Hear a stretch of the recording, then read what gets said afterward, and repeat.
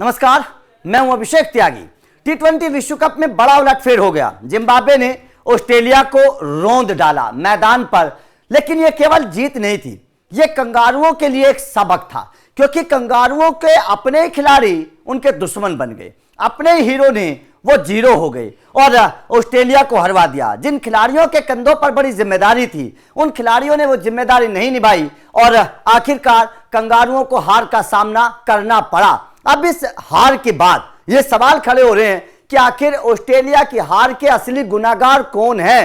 वो कौन 5 विलन हैं जिन 5 विलन की वजह से कंगारुओं को जिम्बाब्वे के खिलाफ हार का सामना करना पड़ा? क्योंकि किसी ने सोचा नहीं था कि जिम्बाब्वे के खिलाफ कंगारुओं को हार का सामना करना पड़ेगा या फिर इतनी मजबूत टीम ऑस्ट्रेलिया जिम्बाब्वे के खिलाफ हार जाएगी। ये पहले मैच से पहले किसी ने नहीं सोचा था, किसी ने प्रेडिक्ट नहीं किया था। लेकिन इस मैच की सबसे 2 अनोखी चीजें समझिएगा। वो अनोखी चीजें क्या है? बड़ा अच्छा लगता अगर कंगारू फाइट करते, फाइट नहीं कर पाए, पूरे 20 ओवर नहीं खेल पाए, सबसे पहली बात। और जिम्बाब्वे ने 23 रनों से हराया है। ये 23 रन छोटे नहीं है। ये ऑस्ट्रेलिया के लिहाज से अगर देखे जाएं तो ये 23 रन की हार बड़ी हार है। ऑस्ट्रेलिया पूरे 20 ओवर नहीं खेल पाया और 23 रनों से हार का सामना करना पड़ा। इसके बाद जो दूसरी बात है, जो इस मुकाबले की दूसरी अहम बात है, वो दूसरी बात ये है इस मुकाबले की अगर देखें कि यहां पर मैन ऑफ द मैच किसको दिया गया? ये मैन ऑफ द मैच दिया गया यहां पर मुजरबानी को।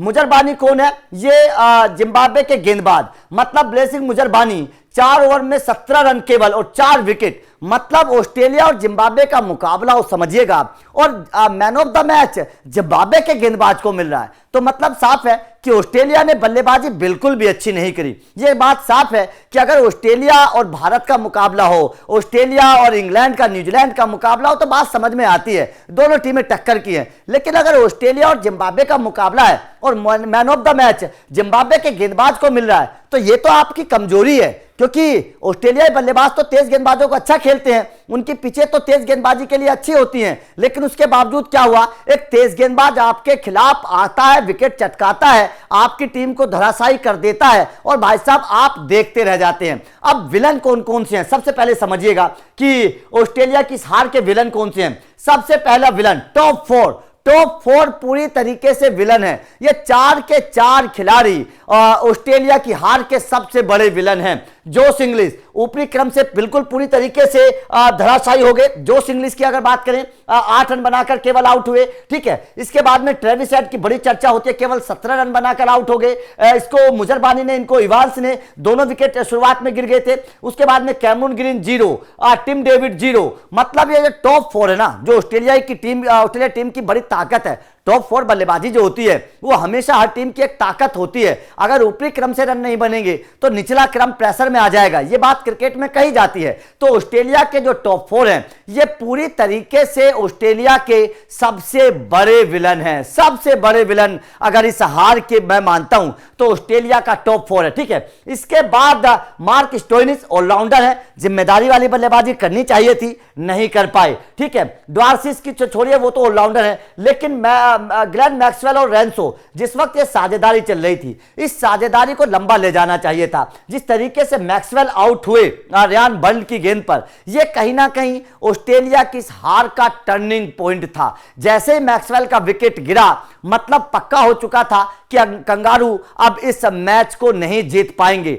यहां तक कि केवल ऑस्ट्रेलिया की जीत नजर आ रही थी। तो सबसे पहले क्या है, जो विलन है, वो विलन क्या है? ये टॉप 4 कंगारुओं की हार का सबसे बड़ा विलन है, ठीक है। इसके बाद में कंगारुओं की हार का विलन केवल बल्लेबाजी नहीं है। कंगारुओं की हार के इस विलन में गेंदबाज भी उतने ही साझेदार हैं। अब यहां पर देखिएगा आप, ड्वार्सिस क्योंकि आपके पैट कमिंस और मिचेल स्टार्क जैसे, हेजलवुड जैसे गेंदबाज नहीं है, तो आपके कंधों पर जिम्मेदारी थी। सबसे पहले तो कंगारुओं ने अपनी गेंदबाजी को अच्छा नहीं रखा। ड्वार्सिस 4 ओवर में 40 रन दे देते हैं। स्टोइनिस 1 विकेट जरूर लेते हैं, लेकिन वो भी महंगे। इसके बाद में मैक्सवेल ने जरूर थोड़ा सा 1 ओवर महंगे 14 रन दे दिए।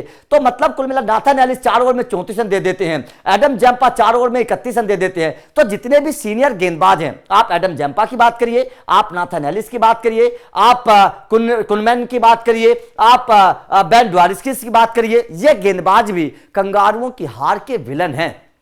क्योंकि 7 गेंदबाजों का इस्तेमाल करा और 2 गेंदबाज केवल विकेट चटका पाए। तो मतलब साफ है कि कंगारुओं की हार का जो विलन है वो पूरी की पूरी टीम, 4-5 बल्लेबाज हैं और 5-6 गेंदबाज हैं। मतलब सारी की सारी टीम ऐसे खेल रही थी जैसे नौसिखिया टीम हो। जिम्बाब्वे के खिलाफ ऐसा लगा ही नहीं कि ये विश्व चैंपियन टीम है, कंगारू टीम है, ऑस्ट्रेलिया टीम है जिसका क्रिकेट के मैदान पर एक वक्त में दबदबा होता था, ऐसा बिल्कुल नहीं लगा। तो आपका कंगारुओं की इस हार पर क्या कहना है? क्या आपको लगता है कि वास्तव में कंगारुओं अब इस हार के बाद, क्योंकि सवाल खड़े होंगे, अब इस हार के बाद सवाल खड़े होंगे और सवाल यह खड़े होंगे कि क्या कंगारू अब बाहर होने की कगार पर हैं? क्या कंगारुओं को अब वास्तव में मुश्किल में डाल दिया है जिम्बाब्वे ने? तो वास्तव में यह हार इस वक्त की बड़ी हार है और बहुत बड़ा उलटफेर हुआ है, लेकिन कंगारुओं की पूरी टीम एक नौसिखिया की तरह खेली। आपका इस हार पर क्या कहना है? कमेंट करके जरूर बताइएगा।